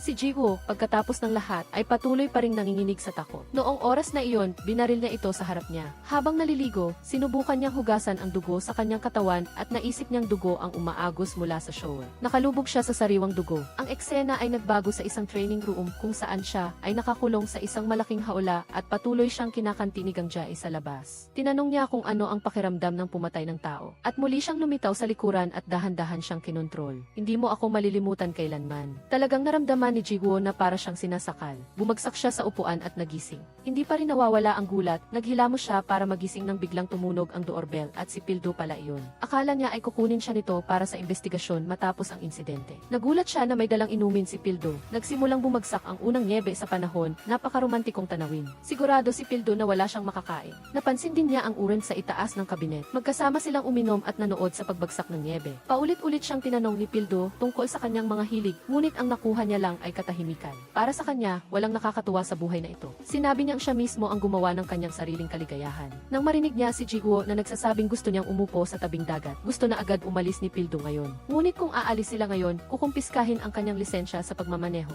Kaya inanyayahan niya ito sa isang araw. Ipinagyayabang din niya na napakahusay niyang mangisda at gusto siyang gawa ng whole, ilaw na isda. Alam ni Ji-woo na sinusubukan niya siyang aliwin. Sinabi niyang ayos na siya. Alam ni Pildo na nagsisinungaling siya ngayon. Alam niyang magkakilala sila ni Gangjay noon. Bago siya nawalan ng malay, narinig niya itong tinatawag ang pangalan niya. Ikinuwento ni Ji-woo na minsan sinubukan siyang gahasain ito. Ipinakita rin niya dito ang peklat sa kanyang kamay nang sinaktan niya ang sarili upang maging gising. Dito naisip ni Pildo na si Gangjay ang gusto niyang hulihin. Pagkatapos nito, natahimik sila at nanood sa pagbagsak ng niebe. Nakatulog na siya at dahan-dahang kinumutan siya ni Pildo bago umalis. Kinabukasan, nagising na si Mujin sa templo. Tila kilala na siya ng monghe at tinanong kung nakikipaglaban pa rin ba siya sa kanyang demonyo. Sumagot si Mujin na wala na siyang ibang pagpipilian para mabuhay. Sa huli, mayroon pa rin siyang pinagkakatiwalaan. Samantala, inutusan ni Ji-woo ang kanyang mga tauhan na hanapin si Mujin sa paligid ng lugar na iyon at hanapin ang lahat ng lugar na maaaring gamutin. Nakatanggap si Ji-woo ng isang pakete. Naroon ang larawan ng kanyang ama habang nasa hanay pa ng pulis. Siya rin ang may-ari ng baril na iyon at ang pulis na namatay habang sinusubaybayan si Mujin. Ayon kay Ji-woo, ang nagpadala ng paketing ito ay si Gangjay. Naalala niya ang mga salita nito bago ito pumanaw na wala siyang alam. Tumawag din si Mujin at sinabi sa kanya na pumunta sa dambana. Nag-imbestiga rin si Pildo. Nasa tunel na siya. Nang magdidilim na, dumating si Ji-woo. Tinanong niya si Mujin kung kumusta na ang pakiramdam niya. Medyo masakit at nangangalay ang katawan niya. Matagal na siyang hindi nasasaksak at nakalimutan na niya ang pakiramdam na iyon. Ipinakita ni Ji-woo ang larawan sa kanya at tinanong kung pulis ba ang kanyang ama. Hindi itinanggi ni Mujin. Sinabi niyang ipinasok ang ama ni Ji-woo upang pabagsakin ang organisasyon, ngunit pagkatapos ay kumampi sa kanila. Inulit pa ni Mujin ang tungkol sa pagliligtas ng buhay buhay ng kanyang ama noong nakaraan. Sa loob ng templo, nagbigay siya ng paggalang sa plato ng alaala ng kanyang ama. Mayroon siyang 2 pangalan at 2 magkaibang pagkatao. Hindi niya alam ang tunay na pangalan ng kanyang ama. Ikinuwento ni Mujin na dati ay madalas umalis mag-isa ang kanyang ama. Akala niya ay napasama na ito sa masamang babae. Ang totoo, nagdadala siya ng mga regalo para sa kanyang anak, ang tanging nagpapasaya sa kanya. Kinumpirma ni Mujin na si Jonghun ang pangalan ng kanyang ama, nabuhay at namatay siya para sa organisasyon. Pinayuhan niya itong huwag mag-alinlangan, manatiling tapat para mapatay ang iba, at hanapin ang sarili niyang sagot. Umiiyak na si Mujin at tinanong siya kung nag-aalinlangan pa rin siya. Sa labas, nakarating na si Pildo, ngunit sinabi ng monghe na walang sinumang pumunta rito. Bumalik si Ji-woo sa kotse, inalala ang sinabi ni Gi-ho. Namatay ang kanyang ama dahil pinatay siya ng organisasyon ni Mujin. Ngunit sa kabilang panig, sinabi ni Mujin sa kanya ang kabaligtaran na may mukhang tapat. Sa huli, naalala niyang minsan ay hinamak ni Gi-ho ang buhay ng mga gangster. Marahil ay nakapagdesisyon na siya. Sa kabilang dako, umiinom si Gi-ho kasama si Pildo. Mukhang lasing na siya at tinanong niya kung ano ang gagawin nito kapag nahanap ang nanakit sa kanyang kapatid kung walang ebidensya. Inulit ni Pildo ang payo niya sa kanya noong bago pa lang siya sa team. Basta maging matyaga, mahuhuli ang kriminal. Sa sandaling ito, nakatanggap ng utos si Taeju na patayin si Gi-ho dahil hindi niya ito magagawa. May isang nakamaskarang tao ang lumitaw at pinatay ang lahat ng kamera sa security room. Lasing na si Ji-woo at kinuha siya ni Pildo pa uwi. Pagpasok, humiga siya sa sofa at natulog ng mahimbing. Ngunit nang maramdaman niya ang panganib, mabilis siyang bumunot ng baril. Huli na, napakabilis ng nakamaskara. Sumugod ito at dumiretso ng saksak sa kanyang tiyan. Sa gitna ng pag-aaway, binasag ni Ji-woo ang isang bote bilang sandata at sinaksak ito sa balikat. Gayunpaman, wala itong epekto. Sunod-sunod siyang sinaksak ng taong iyon, dahilan para siya ay bumagsak. Nang matapos ang lahat, umalis ito. Dumating si Ji-woo. Nang makita niyang puro dugo ang hawakan ng pinto, alam niyang may nangyari. Bumunot siya ng kutsilyo para ipagtanggol ang sarili. Umasok at nilock ang pinto. Bigla siyang nabaril sa balikat. Umalingaw-ngaw ang putok at narinig ito ni Pildo na nakaparada sa malapit. Minura siya ni Gi-ho at tinanong kung dumating ba ang aso ni Mujin para patayin siya. Inilapit niya ang kutsilyo sa liig ni Gi-ho at tinanong kung ano ang ginawa niya sa kanyang ama 5 taon na ang nakalipas. Nanlaki ang mga mata niya sa gulat at tinawag ang pangalan niya, Ji-woo. Si Ji-woo, naniniwala pa rin sa sinabi ni Mujin, ay inakalang ang kanyang ama na pulis ay kumampi sa organisasyon at sinaktan niya ito. Tinawag ulit siya ni Gi-ho sa pangalan niya, ngunit hindiin ang apelyido kundi Song Gi-ho. Bakit ka naging tao ni Mujin? Ang masamang demonyong iyon. Humagulho si Ji-woo sa sakit. Ginamit niya ang huling lakas niya para ibigay sa kanya ang mga dokumento. Patuloy na tinatawag ang pangalan niya. Sa sandaling ito, matagumpay na nasira ni Pildo ang pinto, ngunit huli na ang lahat, matagumpay na nakatakas si Ji-woo sa bintana. Ngayon, nabunyag na ang katotohanan. Iyon ay ang larawan ng kanyang ama kasama ang organisasyon. Isang araw, natuklasan ni Mujin ang isang eavesdropping device sa kanyang lighter.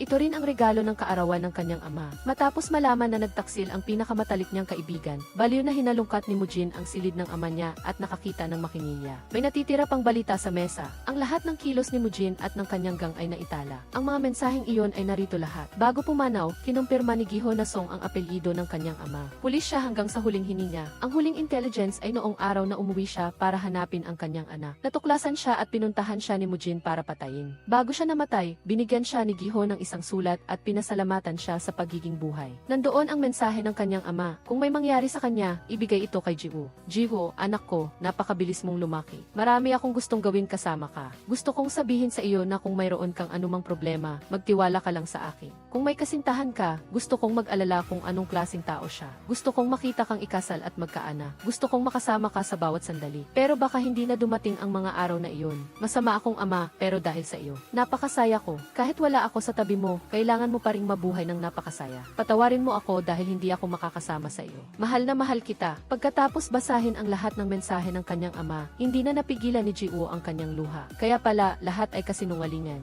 Nalinlang siya ni Mujin simula pa lang at naging tapat na aso para sa kaaway. Ibinigay pa niya ang buhay niya para sa kanya at tinuring talaga siyang kapamilya. Hinaluan ng kalungkutan ang puot, kaya bumagsak siya sa kalsada. Galit siya sa kanyang sarili dahil sa kanyang katangahan. Sinimulan niyang saktan ang sarili at sumigaw sa sakit. Sa huli, pinunasan niya ang kanyang luha at tumayo. Si Gi-ho ay nasa kritikal na kondisyon at dinala sa emergency room. Ang totoo na ito ay kumakatawan sa gang ni Mujin. Kinuha ni Ji-woo ang lighter at sinunog ito. Narinig ang tunog ng nasusunog na laman, ngunit tila wala na siyang nararamdaman na sakit. Walang makakatumba sa sakit sa kanyang puso. Pumunta si Ji-woo sa ospital kung saan si Gi-ho ay critical sa operating room. Labis na nag-aalala si Pildo sa labas. Sigurado siyang si Mujin ang gumawa nito at determinado siyang hulihin ito. Walang dugong naiwan at walang fingerprint sa pinangyarihan. Tinakpan ni Ji-woo ng paa ang dugo sa sahig at hindi pa niya ginagamot ang kanyang sugat. Nag-aalala si Pildo nang makita siyang namumutla. Ngunit sinabi niyang hindi lang siya nakatulog ng maayos. Pagkatapos ay nakatanggap siya ng tawag na walang camera footage sa pinangyarihan at naghahanda na siyang pumunta at suriin ang sitwasyon. Tamang-tama, inilabas si Gi-ho at naging matagumpay ang operasyon. Ang nararamdaman ni Ji-woo ay pagkalito, saya at takot na magkakasama. Nakatanggap na rin ng balita si Mujin na buhay pa si Gi-ho. Naroon si Ji-woo sa pinangyarihan at baka alam na niya ang katotohanan, kailangan siyang patayin. Masakit na kinukuha ni Taiju ang bawat piraso ng salamin sa kanyang braso. Ginagamot din ni Ji-woo ang kanyang sugat. Gumamit siya ng safety pin upang tahing sarili ang sugat at binendahan ito. Si Gi-ho ay inoobserbahan sa recovery room. Samantala, nakatayo si Pildo sa harap ng larawan ng pinangyarihan ng krimen. Naalala niya ang gabing iyon. Nang makapasok siya sa bahay, nakatakas na ang salarin sa bintana at dahil kritikal ang kalagayan ni Gi-ho, hindi niya ito nahabol. Pagkatapos nito, ang sandali na binaril ni Ji-woo si Gangjay. Ngayon, naiintindihan na niya ang nararamdaman ng kapitan. Alam mo kung sino ang salarin ngunit walang ebidensya. Ano na ang gagawin ngayon? Sa templo, narinig ni Mujin ang balita na hinahabol siya ng pulis dahil sa pagpatay kay Gangjay. Sa ngayon, wag muna siyang kumilos. Hawak ni Taiju ang isang larawan ng kanilang dalawa. Pagkatapos nito, dumating si Mujin at hiniling sa kanyang sanayin si Ji-woo sa gifit. Hindi niya inaasahan na darating ang araw na ito. Samantala, nag-iimpake si Ji-woo at naghahanda ng umalis. Siyempre, hindi niya iiwanan ang rotating lamp na alaala at ang urn ng kanyang ama. Paglabas niya ng bahay, bigla siyang hinawakan sa ulo at isinubsob sa tubig. Pagkatapos, nakatakas siya at nakipaglaban sa tatlong alagad na pinipigilan siya. Sinipa niya ang isa sa harap ngunit sinaksak siya sa braso ng isa pa. Mula sa paggamit ng shower head bilang sandata hanggang sa paggamit ng kortinang kawayan, lahat ay nahulog. Dahil sa pagkakaiba sa bilang ng tao at lakas, siya ay sinuntok ng walang mintis. Bigla siyang kinontrol nito mula sa likuran. Ang isa pa ay tumakbo upang saksakin siya, ngunit hindi inaasahang nasaksak niya ang kapitbahay. Nang masaksak ang kapitbahay, mabilis siyang umikot at sinuntok ito ng walang mintis. Sa banyo at sa pag-aaway na iyon, nabasag ang salamin at wala nang natirang buo. Ang isa pa ay tinamaan kaagad at natumba agad. Sa sandaling ito, kalmadong pumasok si Taiju at alam niyang pinatumba na niya ang kanyang mga tauhan sa laban. Sinimulan niyang gamitin ang kanyang mabahong bibig para kantiin si Ji-woo. Pilitin siyang lumabas. Ipakita mo ang nararamdaman mo habang nabubuhay sa organisasyong nanakit sa iyong ama, bunso. Gustong-gusto ng boss na makita ang kanyang kalaban na naghihingalo habang naghahanda siyang mamatay. Pagkatapos ng ilang maikling pag-uusap, nagsimula silang maglaban upang makita kung sino ang maghahari sa lugar na ito. Dahil mahina siya, lubos siyang dehado kay Taiju. Bukod pa rito, malubha pa siyang nasugatan dahil sa pakikipaglaban sa tatlong kapatid kanina. Dahil sa kanyang karanasan, mabilis niya itong sinaksak sa katawan. Mabilis niyang nawala ang kalamangan dahil nakuha nito ang kutsilyo nito. Kung walang sandata, makikipaglaban na lang siya ng walang gamit para maging mahusay. Sa kanyang katalinuhan, paulit-ulit niyang sinuntok ang bahaging may sugat nito. Matagal silang nagpalitan ng suntukan at walang gustong sumuko. Dahil nakakuha ng kalamangan, mabilis na kinuha ni Ji-woo ang kutsilyo at sinaksak pa siya ng ilang beses. Tumayo siya ng may pagod at agad niyang sinuntok ang tiyan nito ng buong lakas. Sa sandaling ito, pagod na rin si Taiju, ngunit sinubukan pa rin niyang tumayo para magpatuloy sa laban.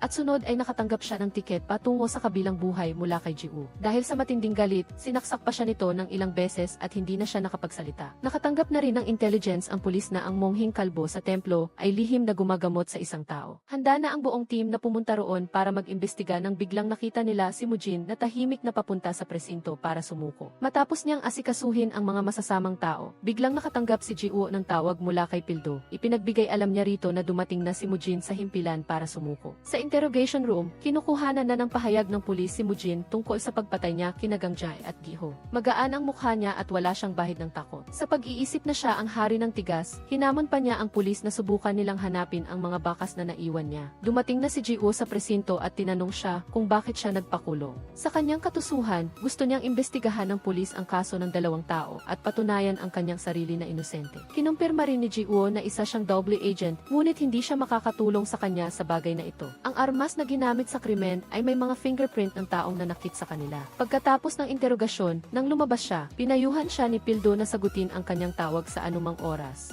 Iyon ay kinakailangan para makapunta siya sa kanya agad. Nakakuha rin ang pulis ng karagdagang ebidensya na may isang kotse ang umalis sa pinangyarihan ng krimen noong inatake si Giho. Ayon sa video, nalaman nilang kay Giho ang kotseng iyon. Ang lahat ng tawag ni Giho ay nakolekta ni Pildo. Dati, humingi siya ng tulong sa isang kasamahan sa bagay na ito. Nakatala rito ang tawag ni Giho sa templong iyon. Huli na nang malaman niya ito at nakuha na niya ang ebidensya at sinira na. Naalala ni Pildo ang likuran ng taong nakamotor at nalaman niyang eksaktong kapareho iyon ng likuran ni Giho. Si Giho talaga iyon, hindi maikakaila. Sa sandaling ito, nakumpirma na nila kung sino ang nakaitim na damit at nagpadala ng team para hanapin at arestuhin siya. Ang taong nakaitim ay walang takot na nagmamaneho ng motorsiklo at nilagpasan ang mga pulis nang walang magawa ang mga ito. Si Mujin ay pinakawalan dahil walang ebidensya ang pulis na makapagsasabi na siya ang salarin. Ang lahat ng kasamahan ni Pildo ay galit na galit dahil pinakawalan si Mujin dahil walang sapat na ebidensya laban sa kanya. Naalala ni Pildo ang lahat ng ginawa ni Giho, kaya ba ang lahat ng ginawa niya ay para itago ang kanyang tunay na pagkatao? Talaga akong tanga dahil masyado akong nagtiwala sa kanya. Samantala, sa truck, inamin ni Taeju ang dahilan kung bakit siya sumko. Ginaulmang niin dahil gusto ning subukin si Pildo. Alam ning nabunig na siya, ngunit sinubukan pa rin ni iting ilits at itinap pa ang EBAN siya sa Sithew upang itag ang EBN siya. Bumawak si Taeju sa kaning bahay at natuklas ang napakalamna ng kataon ni Jaeho. Noon elmang na tanto na iin ay isang bitag na ginao ni Pildo upang saktan siya. Nung bat pa siya, binigyan ni siya ng isang punil at sinabihang gamitin in upang harapin ang tang nanakit sa kaning am. Alam din niya na siya ang kaning huling target dahil siya ang nagpadal sa kaning mga tauhan upang harapin ang kaning amnong gabungin. Nagsik siya sa gout, sinusunog ang mga larawan na siyang pangarap ni Pildo. Ang mga larawang inihanda niya para kay Pildo. Sa matagal na panaan, itinring niya si Pildo na parang sarili niyang anak. Ngunit, sa kasamaang palad, kailangan ni itong harapin para maiwasan ang anumang masamang mangyayari sa hinahar. Samantala, pumunta si Jaeho sa bahay ni Pildo at aksident siyang nakita ang resibo para sa pagpapanatili at paglinis ng punt ni Jinse. Kasunod nito, pumunta siya sa bahay ni Pildo para magtingin-tingin at natuklasan ning nawawala ang urna ng abo ng am ni Pildo. Natanto ning mayroong hindi maganda kaya pumunta siya sa sementeryo upang alamin ang katotohanan. Sa panahong ito, dinalda ni Pildo ang urna ng abo ng kaning am sa tabi ng punt ng kaning in. Inilagay niya ang dalaw sa tabi ng isa't iisa at sinis ang kaning sarili. Humling siya ng tawad sa kanilang dalaw dahil sa pagkamal niya sa pagkagalit sa kaning am. Alam ni kung gaano kahirap ang bahay ng kaning am blang is ng ispya para sa mga puls. Nagsis siya dahil sa manong pag-iisip ni sa kaning am at nagdesising ipaghiganti. Dumilim na ng umal siya ngunit naktash ni Jaeho. Mabilis siyang tumaks habang nakating si Jaeho. Nang maktaik, iniwan ni Jaeho ang kaning sasakin at tumak para habulin siya. Dahil natapilk siya sa isang bat, bumagsak siya mula sa kaning motorsiklo. Agad gumamit si Jaeho ng barrel para pilit siyang tumigil. Ginmit ni Jaeho ang barrel para takot at pilit siyang huminto. Sobra na ang ginaw mo sa akin. Sumaka na sa akin sa estasi ng pulis para sagot ang AG. Kasalan mo ngayon. Nang ihad siya sa estasi ng pulis, gusto suntok siya ng mga kasamahan ni Jaeho, ngunit mabut na elmang at naawat sil. Singawan siya dahil nagtiwala ang lahat sa kanina parang isnang pamilya, ngunit walang aw ni silang tinaksan. Samantala, naggo ang Pini Taeju at gusto niya ng tulungan si Pildo na makaula. Gusto niya ng silang dalaw na elmang ang magdesisin kung paano resolbahan ang kanilang alit at hang dahil natatak siyang ibunig ni Pildo ang kaning mangawan. Sa piitan 60 sinimula ni Jaeho ang pagtatang sa kanitungkol sa kaning ginaw sa kanilang tropa. Bakit mo sinak ang aming pinun? Napakabit ning ta at malak ang tulong niya sa amin.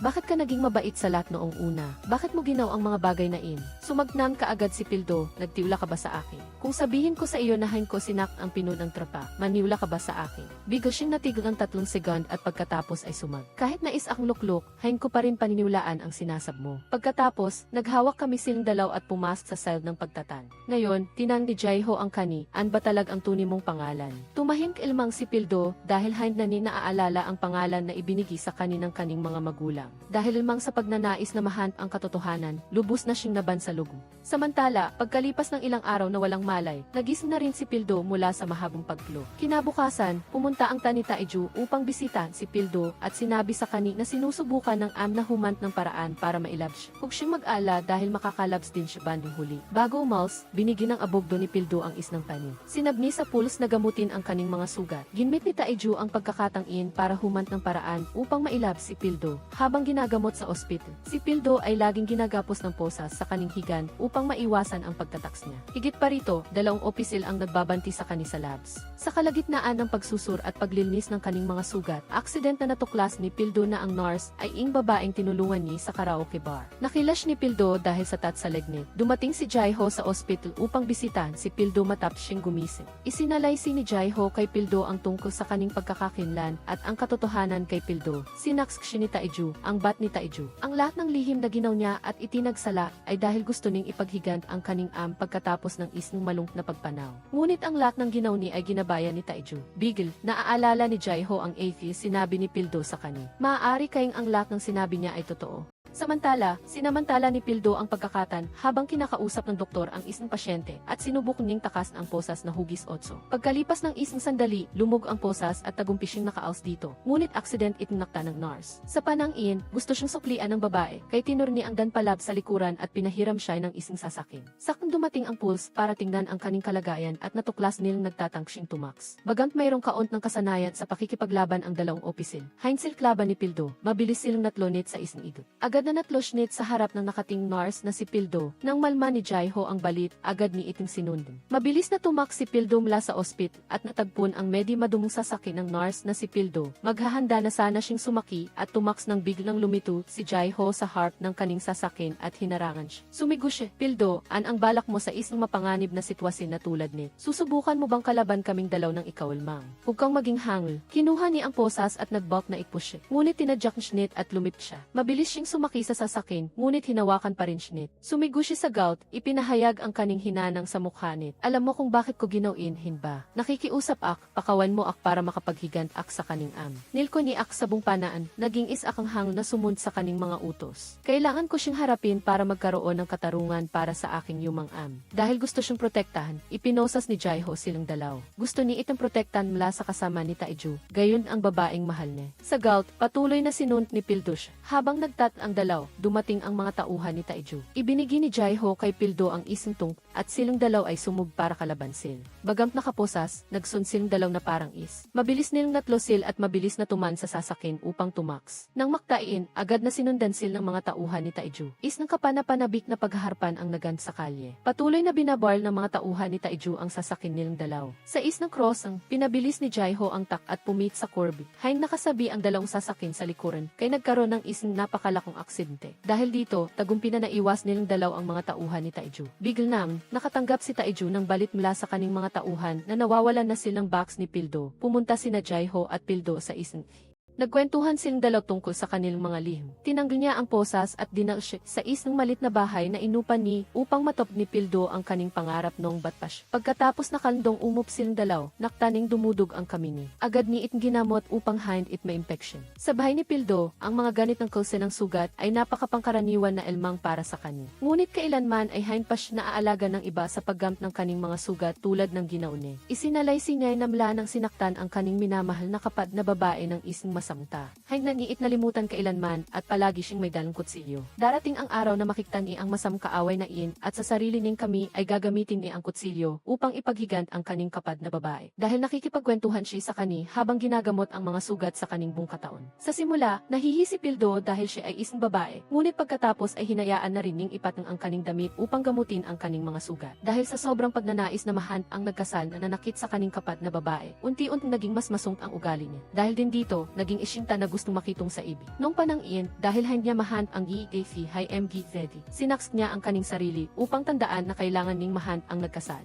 Pero, pagkatapos ng ilang panahon, natunay na wala namang silbi ang lahat ng kaning ginagaw at sinsaktan ilmang ne ang kaning sarili. Dahil din dito, pinayuhan niya siya na hugnang magpakahirap pa. Dapat ay mamhay siya ng may kabuluhan para sa lipunan. Pagkatapos, sinuotan niya siya ng isang jacket sa gitnang nag-iilang taglam. Hugning subukong dalhin ang mga sakit na in ng nag-is. Dapat ay ibahagi ni it sa isang tas sa kaning tabi upang gumaan ang kaning pakiramdam. Nang marinig ang kaning sinabi, nagsimulang maging emosyonal si Pildo at nagsimulang tumul ang luha sa kaning mga mata. Hinawakan niya ang kaning mukha na po ng pilt at binigyan siya ng isang mainit na hawk sa lab. At sa gayong paran, nagsimula na rin ang isang gabong pag-ibigan nilang dalaw.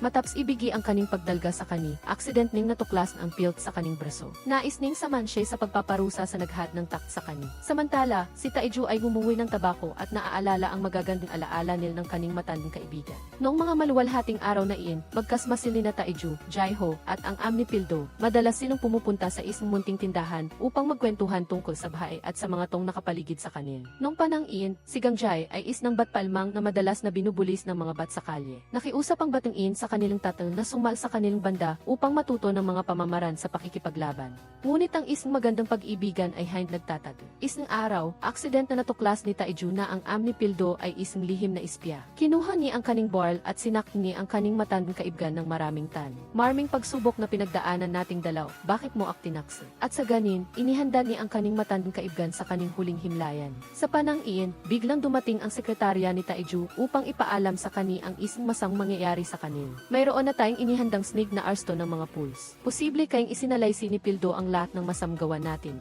Hain-in ang iniisip ni Taiju noong panang iyon. Gulch na binsag ang litrato na kinuha nil ng kaning matandang kaibgan. Sabay ko, ayaw ko ng isang pagtataksa. Kung si Pildo ang nagtaksa sa akin, halka rito at makipaglaban sa akin. Ipakita ko sa kani kung an ang pagtataksa sa isang boss. Naglak si Taiju patungo sa kaning safe at kinuha ang ball na inihanda na niya. Magiging katapusan it ng isa atin, Pildo. Sa kaning bungbahay sa paggala sa mundo, wala siyang naging isang matawak na kaibgan na katlad ng am ni Pildo. Nang magsisimula palmang lumiwanag. Nagising si Pildo at tahimik ning pinagmasdan ang punang pagmamahal na mukha ni Jaiho. Hinangnay na ang kaning bahay ay laging maging maligaya tulad ng ngayon. Ang kaning pangarap at ng kaning am ay natupad na ni Jaiho. Talagang pinahahalagahan niya ang mga sandaling iyon. Dahan-dahan siyang pumunta sa tab ng Effie, naaalala ang mga magagandang alaal nil ng kaning am. Sa liham na ipinadal niya, mayroong mga linya ng masiging emosin at hinang niya na laging maging maligaya ang kaning anak na babae kapwala na siya. Sa panang iyon, nagising si Jaiho at nag-alal siyang mabut ng hind niya makta si Pildo, natatak na iniwan siya upang ipaghigan si Taiju. Sa kaning paglabs, accident ning nakta si Pildo na nagpaham sa kaning pag-aalal. Nagdesisin silang dalaw na maghawak kami at bumok sa istasin ng pools. Gagawin ni Pildo ang pagtest ko sa mga krimen na ginawa ni Taiju sa kabila ng pagmumur ng kaning mga kasamahan. Hinawakan ni Jaiho ang kaning kami at pinalaks ang loob ni Pildo. Biglang may isang lalaki na nakait na nakamotorsiklo ang tumay sa tabi ng kanilang sasakyan. Kinuha ni ang barl at pinaputukan silang dalaw. At sa ganin, natum si Jaiho sa harapan ni Pildo. Agad na tumaksh mula sa eksena gamit ang kaning motorsiklo. Natigo si Pildo ng 5 segundo dahil hindi niya maintindihan kung an ang nangyayari sa kani. Nagulat siya sa biglang pagpanaw ng kaning minamahal. Kinuha ni ang barl sa kaning damit at sumamsa dimi upang umaos sa lugar na iyon. Sa panang iyon, dumating na rin ang pool sa eksena ng krimen. Ang kaning mga imahinasyon tungkol sa kaning bahay sa hinaharp ay nagtapos na. Ang tanging nananatil sa isip ni ngayon ay ang harapin si Taiju at ipaghigant ang kaning am at kasintahan.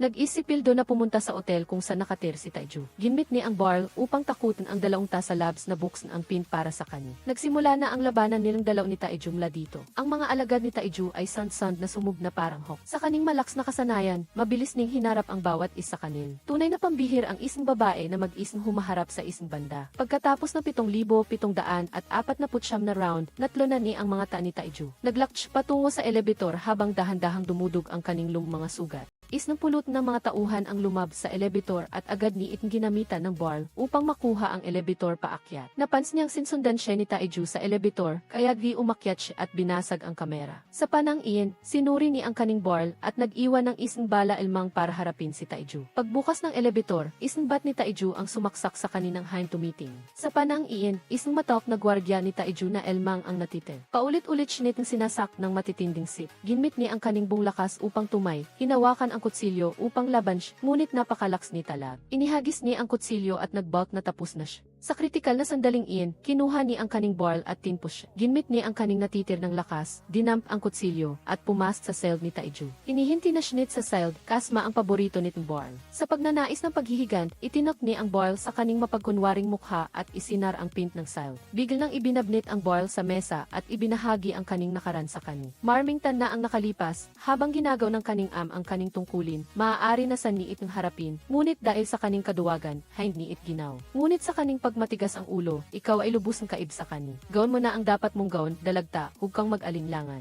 Nakta ni Pildo ang litrato ng kaning am sa sahig at dinampit. May panandin na itinring niit na parang kaning am. ang tang nanakit sa kaning Nagpangarap ak ng isang bahay at mga bat ngunit hain ko na kailangan ingayin. Lahat ng mahahalagang tasabay ko ay sinak mo. Kay team lang ngayon tapos na ang lahat sa atin. Sa sarili kong kami, ihatkit sa huling hantungan mo. Sa pagsasabi nit, sumugsh upang ataken si Taiju. Ngunit sa kaning maraming tanang karanasan sa labanan, hain siya klaban nit. Paulit-ulit sinit ang sinaktan hanggang sa hain na siya makahing. Nang maktaning hain siya makakalaban, kinuha ni ang kutsilyo upang ataken siya. Dahil dito, kumuha din si Taiju ng kutsilyo at naglaban silang dalaw. Sa kasamang palad, nasaksak ng sinit sa hita. Naalala niya ang mga bagay na ginaunit sa kani at hain siya sumu. Sa wax, nagsis na rin siya sa kaning mga nagaw. Huming siya ng tawad sa kani dahil sa mga ginauni sa kaning pamilya. Bago pa siya magpatuloy, tinpos na ni siya. Pagkatapos, kinuha ni ang paborito nitong Barl at umals. Pinapatunayan din nit kung sino ang mamumun sa gob. Pagkatapos, pumunta siya sa pinaglibingan ng kaning mga magulang upang bisitaan sin. Sa wax, nabayaran na rin niya ang utang na para sa kaning Binisit rin niya ang punt ni Jeho na ngayon si inilagi sa tabi ng kaning kapat na babae. Mula ngayon, ipagpapatuloy na ni ang kaning mga hain pa natatapos na pangarap.